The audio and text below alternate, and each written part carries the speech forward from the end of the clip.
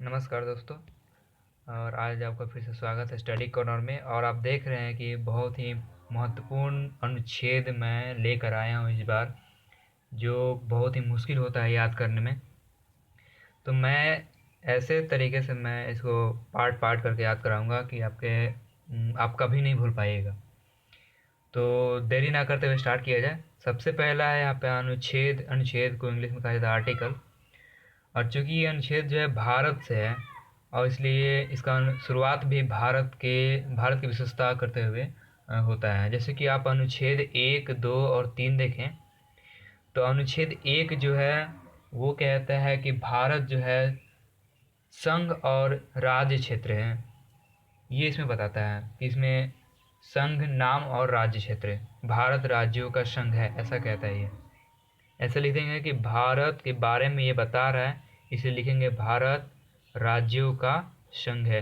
ये क्वेश्चन जो है हर आर्टिकल आर्टिकल से तो क्वेश्चन रहता ही रहता है, सीजीएल में या फिर एलडीसी, जितना भी आप एग्जाम देते होंगे, जीके में रहता है, राज्यों का संघ है। अब पूछा भी जाता है, ऑप्शन ऐसे रहेंगे कि भारत राज्यों का संघ है, ये किस अनुच्छेद में कहा गया है। अनुच्छेद 4 ऑप्शन दे दिया जाएगा। तो ये याद रखेंगे। सबसे पहला अनुच्छेद, अनुच्छेद 1, 2, 3 जो बोलते हैं ना स्टार्टिंग, तो वो जो है भारत का अनुच्छेद पढ़ रहे हैं, भारत के संविधान का अनुच्छेद पढ़ रहे हैं, इसलिए 1, 2, 3 टोटल भारत का ही है। देखिए कैसे। नंबर 1, भारत राज्यों का संघ है। और दूसरा जो होगा वो हो जाएगा, अब राज्य हो गया, संघ हो गया, तो इनमें क्या होगा, नए राज्यों का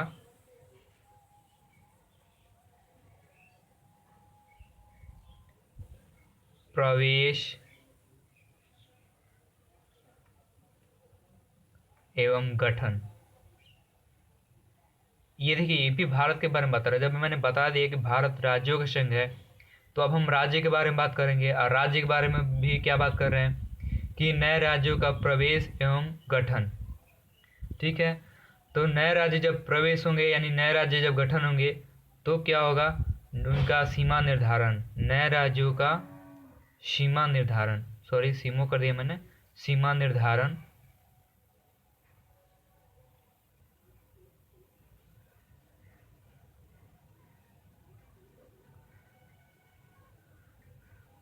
नए राज्यों का सीमा निर्धारण एवं नामकरण भी इसमें आता है। भारत राज्यों के संघ, नए राज्यों का प्रवेश एवं गठन, और तीसरा जो आता है, तीसरा अनुच्छेद में, वो सीमा निर्धारण एवं नामकरण। ये आप देख रहे हैं, ये तीनों का तीनों जो है वो राज्य के बारे में बता रहा है, एक भारत के बारे में बता रहा है। ये तीनों आप जल्दी से याद कर लिए होंगे, याद भी हो गया होगा। अब हम लोग आगे चलेंगे अनुच्छेद 14 और अनुच्छेद 17 में। अनुच्छेद 14 और 17 के पहले लिखा हुआ कि 12 से लेकर के 35 तक, इसमें जो आता है वो मूल अधिकार कहलाता है। ये सारे के सारे यानी 12 से लेकर और 35 तक, ये सारे जो हैं वो मूल अधिकार हैं। मूल अधिकार हैं सारे के सारे। और 12 से 35 बीच में देखिए, मैंने यहाँ पे लिखा है 14, 17, 19, 21, ये सारे के सारे, ये सब आ रहे हैं अंडर में, यानी कि 12 से लेकर 35 तक में आ रहे हैं। तो देखते हैं 12 से 35 मूल अधिकार। तो देखते हैं कि मूल अधिकार आखिर उसके अंदर में है क्या। तो 14 जो है वो है समानता का अधिकार। समानता का अधिकार,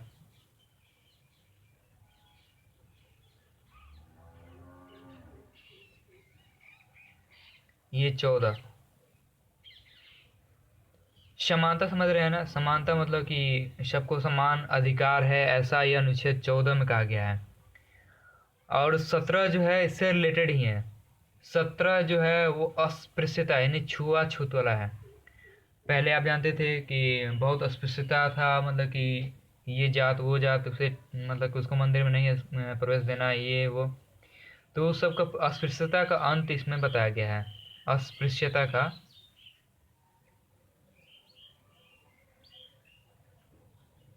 इसमें अस्पृश्यता का अंत है। अनुच्छेद 14 समानता का अधिकार, और अनुच्छेद 17 जो है अस्पृश्यता का अंत है। 14 17 याद हो गया होगा।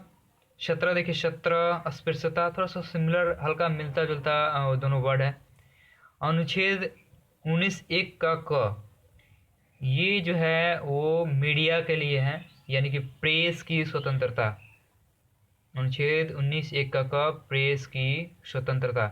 ये सारे के सारे मैंने टोटल पूछे हुए मैंने एक जगह एकत्रित किए हुए हैं। बिल्कुल आप जरूर इसे याद कर लेंगे, ऐसे मैं याद करा ही रहा हूँ। अनुच्छेद 1 का क में प्रेस की स्वतंत्रता, ठीक है। ये स्पेशल आप देख रहे हैं, इन छेद 19 के अंदर में एक के अंदर में क, वो प्रेस की स्वतंत्रता है। अनुच्छेद 21 ये प्राण और दैहिक स्वतंत्रता है।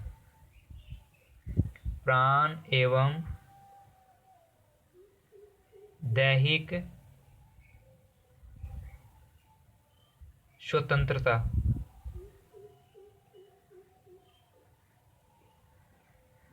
प्राण एवं दैहिक स्वतंत्रता अनुच्छेद 21 है। 21 याद रखेंगे, 21 से थोड़ा सा मतलब हर एक को अपना अधिकार है कि वो रक्षा करे, अपनी प्राण की रक्षा करे, दैहिक अधिकार है उसका। तो ऐसे याद रखेंगे 21 यानी कि हर एक को 21, तो प्राण एवं दैहिक स्वतंत्रता याद रखेंगे। 23-24 बहुत ही आसान है। 23-24 जो है वो बच्चे से रिलेटेड है, बाल श्रम और बच्चों का बाल श्रम निषेध प्रतिषेध और एक बच्चों का शोषण से रिलेटेड है। तो ये पहला जो है बाल श्रम, मतलब कि बच्चों को काम करना मना है, बाल श्रम निषेध। और नीचे वाला जो हो जाएगा आपका बाल शोषण। बच्चे, छोटे छोटे बच्चे देखा जाता है कि उनसे जबरदस्ती काम कराना, ये सब हो गया। और बाल श्रम निषेध यानी कि छोटे छोटे बच्चों को होटल में या फिर कहीं भी भारी काम कारखाने में नहीं लगाना, ये सब 23-24 में है। 23 में बाल श्रम निषेध, 24 में बाल शोषण। ओके फ्रेंड, नेक्स्ट है 36 से 51। ये आपका जो था मूल अधिकार था, और 36 से 51 जो होता है वो राज्य का नीति निर्देशक तत्व है। राज्य का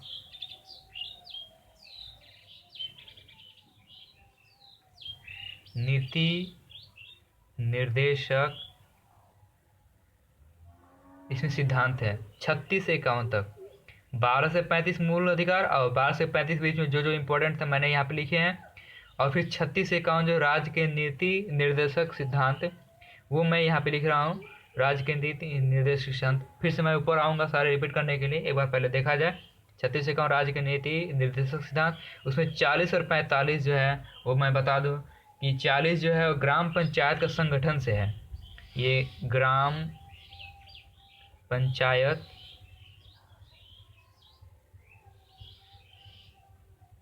का गठन। और 45 आपका जो वो बच्चों को निःशुल्क शिक्षा के लिए है। बच्चों के लिए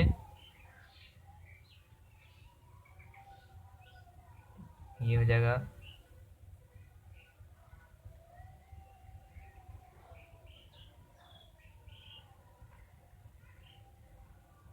निःशुल्क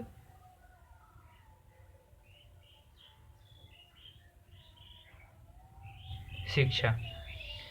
40-45 आप देख सकते हैं, 40-45 ग्राम पंचायत का गठन, और 45 जो है वो आपका बच्चों के लिए निःशुल्क शिक्षा से है। इसको कैसे याद रखेंगे? तो एक्चुअली गांव में बच्चों के लिए मिडिल स्कूल है, उसमें क्या है, फ्री में पढ़ाई होती है, बच्चों के लिए निःशुल्क शिक्षा दी जाती है। तो गांव में पंचायत और गांव में ही बच्चों के लिए फ्री शिक्षा है, इसलिए 40-45 एक साथ है। देख सकते हैं यहाँ पे 36 से 51 राज्य के नीति निर्देशक तत्व है, और उसमें 40-45 दिया हुआ है। आगे बढ़ते हैं। ये देखिए 52, 54, 61, 63, 72, 74, ये सारे एक कैटेगरी के हैं। मैंने ऐसा क्यों लिखा है मैं बताता हूँ। देखिए जिस तरह से मैंने अभी भारत की बात की, भारत के बाद राज्य के बारे में बताया, राज्य के बाद उसका सीमा निर्धारण नामकरण बताया, उसका मूल अधिकार मैंने बताया, उसके बाद बताया कि राज्य के नीति निर्देशक सिद्धांत। ये सब पढ़ने के बाद जब ये भारत का विशेषता सब हो जाता है कि भारत के अंदर में क्या क्या आता है, तब हम आते हैं राष्ट्रपति के ऊपर। यानी कि राष्ट्रपति होते हैं, ये बारे में बताना है, भारत का राष्ट्रपति होता है इसमें। उसके बाद बताएंगे भारत का राष्ट्रपति का निर्वाचन। उसके बाद बताएंगे कि राष्ट्रपति पर महाभियोग, जब निर्वाचन हुआ तो महाभियोग हो सकता है। उसके बाद उपराष्ट्रपति, फिर राष्ट्रपति का क्षमादान, और एक जो हो जाएगा वो 74, वो आपका हो जाएगा प्रधानमंत्री का। भारत में एक प्रधानमंत्री होता है, इसके बारे में। तो सबसे पहले स्टार्ट जब ये पोस्ट के बारे में करते हैं तो सबसे अपर पोस्ट में आते हैं वो कौन होते हैं? राष्ट्रपति। इसमें अनुच्छेद 52 में कहा जाता है,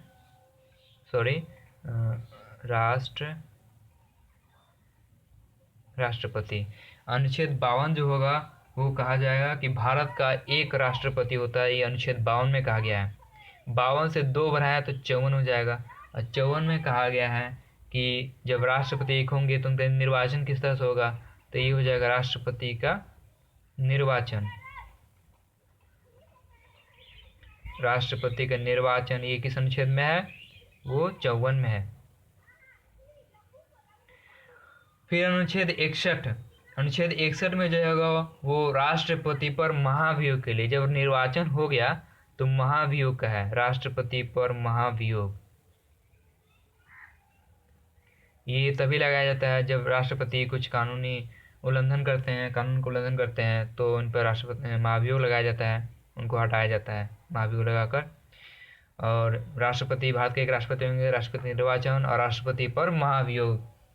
उसके बाद है आपका 72 में है कि राष्ट्रपति को क्षमा दान की शक्ति। राष्ट्रपति आप जानते हैं कि सुप्रीम कोर्ट ने फांसी की सजा दी थी और राष्ट्रपति चाहे तो उसको माफ़ भी कर सकते हैं, तो इसीलिए इसको क्षमा दान की शक्ति कही जाती है। वो 72 में है, राष्ट्रपति को क्षमा दान की शक्ति।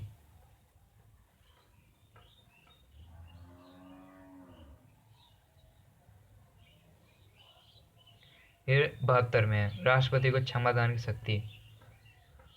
ठीक है फ्रेंड, राष्ट्रपति से ये 4 हैं, राष्ट्रपति से 52, 54, 61 और 72। 52 में क्या है? राष्ट्रपति, एक राष्ट्रपति होंगे। 54 में राष्ट्रपति निर्वाचन, 61 में महाभियोग, राष्ट्रपति महाभियोग, और 72 में राष्ट्रपति की क्षमादान शक्ति। 63 में जो है ये 3 से आप देखिएगा, 3 को हम ऐसे ही लिखते हैं, तो ये अगर ऐसे हम लिख दे तो क्या आ जाएगा? उपराष्ट्रपति। यानी कि ये उपराष्ट्रपति किस में आ जाएंगे? 63 में, कि भारत में एक उपराष्ट्रपति होगा, ये अनुच्छेद 63 में कहा गया है।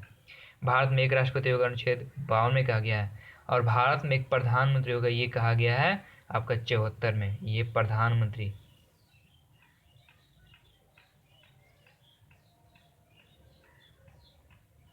ओके, तो ये 52, 54, 61, 63, 72 और 74 ये कैटेगरी वाले खत्म हुए। यानी कि सारे आपका देख रहे हैं, राष्ट्रपति, उपराष्ट्रपति और प्रधानमंत्री, ये सब वर्णन था, इसमें इम्पोर्टेंट था ये सब। और आगे देखते हैं। अब आगे देख रहे हैं कि ये मैंने एक कैटेगरी में रखा है 79, 80, 81, 85 और 108। ये इसलिए क्योंकि ये सब जब इन लोगों का गठन हो जाता है तो इन लोगों का कहाँ कहाँ अपना सब देख रेख है वो सब बताने में, यानी कि संसद, राज्यसभा, लोकसभा, ये सब बारे में बताना। तो 79 में जो है वो हो जाएगा संसद का गठन। संसद का गठन 79, संसद 7 संसद, ये देखिए मिल रहा है।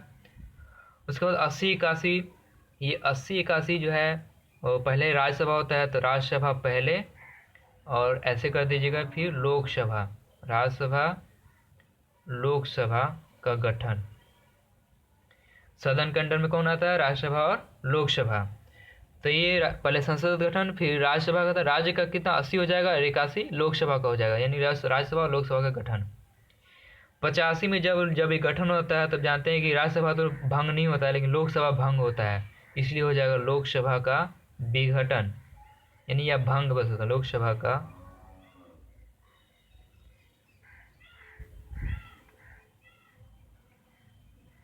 विघटन, लोकसभा का विघटन। अब है आपका 108।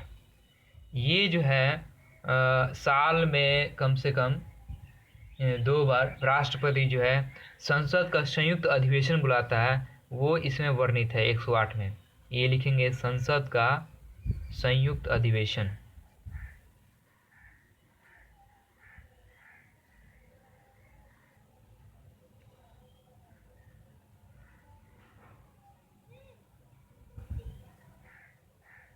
संसद का संयुक्त अधिवेशन।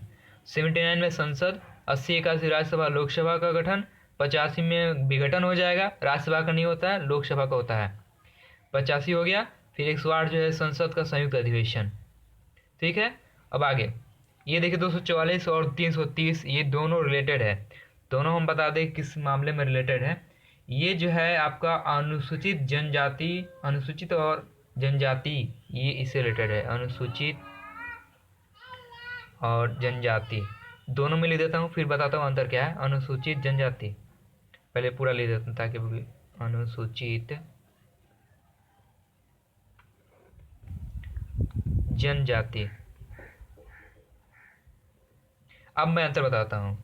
ये जो है अधिकार क्षेत्र, अनुसूचित जनजाति का अधिकार क्षेत्र। कंफ्यूजन ना हो इसके लिए मैं एक ट्रिक बताऊंगा। अधिकार क्षेत्र है, और ये वाला जो है ये निर्वाचन क्षेत्र, सॉरी आरक्षण के लिए, सॉरी आरक्षण, आरक्षण। देखिए अधिकार क्षेत्र से आप देखिए, क्षेत्र को क्या बोलते हैं इंग्लिश में? एरिया। और एरिया का जो आपका वो जो हम निकालते हैं यूनिट, वो मीटर स्क्वायर में होता है। स्क्वायर से याद रखेंगे 2 का स्क्वायर 4, और एक बार और लिखते हैं 4। ऐसे याद रखें स्क्वायर से, यानी स्क्वायर वाला कौन था? यही स्क्वायर वाला है। और स्क्वायर यानी कि क्षेत्र याद रखिएगा। तो किसका क्षेत्र? अनुसूचित जनजाति का अधिकार क्षेत्र। 330 जो है वो अनुसूचित जनजाति का आरक्षण है। अनुसूचित जनजाति को अगर हटा दें, ये जनजाति हटा दें, तो अनुसूचित का ये 3, देखिए 3 लिखा हुआ है, ये 3 लिखा हुआ है, आरक्षण का 0। तो कितना हो गया? 3 3 और 0, यानी कि 330 जो हो जाएगा अनुसूचित जनजाति का आरक्षण, और 244 जो होगा वो क्या हो जाएगा? अनुसूचित जनजाति का अधिकार क्षेत्र। आगे बढ़ते हैं। ये सब जो है थोड़ा सा मिसलेनियस है, इसको मैंने अलग रखा है, लेकिन ये आसान है। अनुच्छेद 51 का मूल कर्तव्य होता है, ये मूल कर्तव्य, मूल कर्तव्य। क से कर्तव्य याद रखिएगा, क से कर्तव्य, मूल कर्तव्य। 280 जो है वो आपका है वित्त आयोग से है, वित्त आयोग, फाइनेंशियल कमीशन से है, वित्त आयोग से। 280 वित्त आयोग से है, बहुत इंपॉर्टेंट है। 280 वित्त आयोग से है। 324 जो है वो निर्वाचन का इसमें विवरण है, निर्वाचन पद्धति जो है टोटल इसमें उसमें दिया गया है, निर्वाचन से संबंधित 324 में दिया गया है। इसमें निर्वाचन आयोग का उल्लेख आप बोल सकते हैं।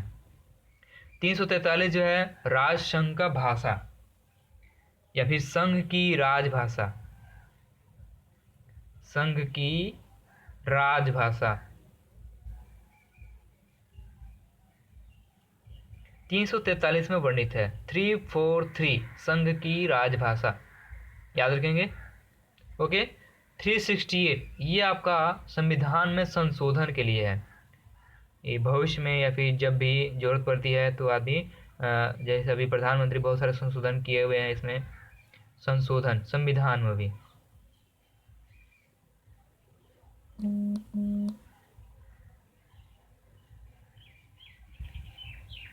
संविधान का संशोधन, संविधान का 368 और 370 जो जानते हैं, बहुत ही ये तो सिंपल सा सब लोग जानते होंगे। ये जम्मू कश्मीर के लिए है, जम्मू कश्मीर के लिए विशेष राज्य का दर्जा। इसमें पूरा वर्णित है कि कैसे कैसे उसको विशेष राज्य दिया गया है, विशेष विशेष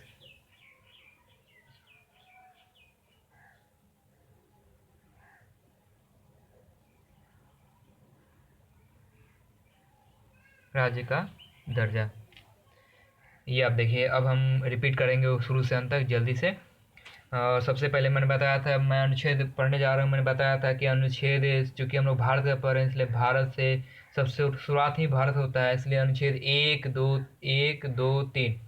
अनुच्छेद 1 जो हो जाएगा भारत राज्यों का संघ है। सबसे पहले ही बताऊंगा कि भारत जो है राज्यों से मिलकर बना है, संघ राज्यों से मिलकर बना है, इसलिए भारत राज्यों का संघ है, अनुच्छेद 1। अनुच्छेद 2 जो है नए राज्यों का गठन और प्रवेश, यानी नए राज्य बन सकते हैं, जैसे तेलंगाना अभी बना हाल ही में, तो नए राज्य बन सकते हैं, उनका गठन हो सकता है, प्रवेश हो सकता है, ये अनुच्छेद 2 में वर्णित है। अनुच्छेद 3 में है जो सीमा निर्धारण और नामकरण, जैसे नामकरण करना, तेलंगाना ये नामकरण हुआ, और सीमा निर्धारण यानी यहाँ से यहाँ इसका सीमा रहेगा, वो सीमा निर्धारण हुआ अनुच्छेद 3 में। ठीक है, अब आगे देखते हैं, ये 12 से 35 जो था वो मूल अधिकार था। मूल अधिकार कहाँ से कहाँ? 12 से 35। 12 से 35 में मैंने बताया था 14 और 17। 14 जो है समानता और 17 जो है अस्पृश्यता है। तो सीधे दिख रहा समानता और असमानता, समानता असमानता। असमानता क्यों? अस्पृश्यता। असमानता इसलिए क्यों ये 14, ठीक है, याद रखेंगे। और 19(1) का क ये जो है सबसे एकदम अलग हटकर है। ये ऐसे सिर्फ अनुच्छेद 19 रहता तो भाषण की स्वतंत्रता रहता है, आपने कुछ भी बोल सकते हैं, आपका बोलने का अधिकार है। लेकिन अनुच्छेद 19(1) का क है तो प्रेस की स्वतंत्रता है, मीडिया के लिए ये एकदम फ्री, उनके ऊपर कोई मतलब कि दबाव नहीं रहता, वो फ्री माइंड होकर अपना मतलब कि अपना प्रेस करें, इसके लिए। 21 जो है प्राण एवं दैहिक स्वतंत्रता के लिए है। 23 से बाल श्रम निषेध। 21 में बताया था हर एक को प्राण एवं दैहिक स्वतंत्रता का अधिकार है, हर एक को, इसलिए 21। 23-24 जो है वो बाल श्रम निषेध, और 24 जो है बाल शोषण से, बाल शोषण के बारे में बनी थी इसमें कि बाल शोषण अगर होता है तो उस पर कानूनी कार्रवाई किया जाएगा, और इसमें दिया है कि बच्चों को काम करना मना है, इसलिए बाल श्रम निषेध 23, श्रम निषेध 23, और ये 24 जो है बाल शोषण से। जब 12 से 35 हम लोग पढ़ लिए मूल अधिकार, तो 12 से 35 के बाद 36 शुरू होता है, और 36 से 51 जो है राज्य का नीति निर्देशक तत्व है, और इसमें 40 और 45, यानी 40 जो है ग्राम पंचायत का गठन, और 45 बच्चों के लिए फ्री शिक्षा के लिए है। अब है 52 से लेकर के 74 तक। 52 में जो है भारत का एक राष्ट्रपति होगा, 54 में राष्ट्रपति का निर्वाचन होगा, जब राष्ट्रपति होंगे तो उनका निर्वाचन किसमें? 54 में। 54 के बाद 61, जब राष्ट्रपति कानूनी अगर उल्लंघन करते हैं, कानून उल्लंघन करते हैं कुछ, तो उन पर महाभियोग लगाकर उनको हटाया जाता है, वो महाभियोग, निर्वाचन के बाद महाभियोग, वो किसमें? 61 में। 63 में उपराष्ट्रपति, 3 से मैंने बताया था 3 और ये 3 उपराष्ट्रपति। 72 और 74, 72 में बताया था क्षमादान की शक्ति, किसकी क्षमादान की शक्ति? राष्ट्रपति की, राष्ट्रपति की क्षमादान की शक्ति ये। और 74 में भारत में एक प्रधानमंत्री होंगे। फिर ये एक कैटेगरी का मैंने बताया था 79, 80, 81, 85 और 108। 79 मैंने बताया कि 79 में जो है एक संसद का गठन। अब 80, 81 जो है वो राज्यसभा और लोकसभा का गठन। उसके बाद 85 ये जो है लोकसभा का विघटन, जब लोकसभा का गठन हो गया तो इसका विघटन हो सकता है, राज्यसभा का नहीं हो सकता, इसको छोड़ देंगे तो लोकसभा का विघटन। अभी 108 है। 108 में जो संसद का संयुक्त अधिवेशन, जो राष्ट्रपति हमेशा साल में 2 बार करते हैं। उसके बाद है 244 और 230, 330। 244 में तो बताया कि दोनों के दोनों अनुसूचित जनजाति से है, एक अधिकार क्षेत्र और एक आरक्षण से है। ट्रिक में बताया था 3 और ये 3 और ये 0 आरक्षण हो गया। यहाँ पे आपका अधिकार क्षेत्र में बताया था कि स्क्वायर करने पर ये 4000 है, इसलिए स्क्वायर का यानी कि क्षेत्र से रिलेटेड है। आगे है आपका 51 का मूल कर्तव्य। 280 वित्त आयोग। 324 जो है वो निर्वाचन से है। 343 जो है संघ की राजभाषा है, 343 संघ की राजभाषा। 368 जो है संशोधन है। 370 जो है जम्मू कश्मीर के लिए विशेष राज्य का दर्जा है। फ्रेंड, आप सब जितना याद हो गया होगा ठीक है, नहीं याद आप प्लीज़ नोट करेंगे और इसको अच्छा से याद कर लेंगे। ये किसी भी एग्ज़ाम के लिए एक आर्टिकल, आप खुद जानते होंगे एक आर्टिकल हमेशा पूछा ही जाता है, तो ये बहुत ही इंपॉर्टेंट है, कृपया करके आप इसे याद कर लें। और अगर अच्छा लगे तो प्लीज़ लाइक करें, सब्सक्राइब करते रहें, आपका प्यार मिलना चाहिए, प्रेरणा आपकी तरफ से मिलती है, इसलिए थैंक यू। फिर अगले बार हम लोग मिलते हैं।